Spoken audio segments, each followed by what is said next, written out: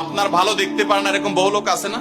এই হিংসা করলে অনেক সময় বদনজর লাগে, বদনজর। আপনার ভালো কিছু হতে আরেকজনের জ্বালা পড়া শুরু হয়েছে, এর কারণে অনেক সময় মানুষ ক্ষতিগ্রস্ত হয়। বহুবার এই সূরা পড়ে তৎক্ষণাৎ একেবারে পড়ার সাথে সাথে আমি কার্যকরিতা আমার চোখে বহুবার দেখেছি, আলহামদুলিল্লাহ।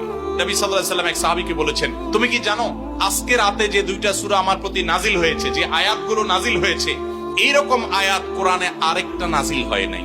আমার বাচ্চার কোনো অসুবিধা হলে মাঝে মধ্যে আমার মিসেস বলতেন যে একটু দোয়া পড়ে খুদাও তো। আমি আমার মিসেসকে সাথে সাথে বলি, কেন, তুমি দিলে কি সমস্যা?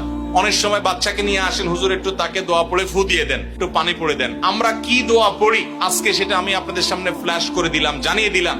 আপনার যদি কোনো বিপদ হয়, আজকে অনেক ভাই প্রশ্নে লিখেছেন, অনেক সময় মানুষ বলে, ভাই আমার বাচ্চাটার এই সমস্যা, আমার ওই ওয়াইফের এই সমস্যা, আমার স্বামীর এই সমস্যা, আমার এই সমস্যা। আমরা আল্লাহর কাছে আশ্রয় চাইতে জানি না। আজকে শিখে যান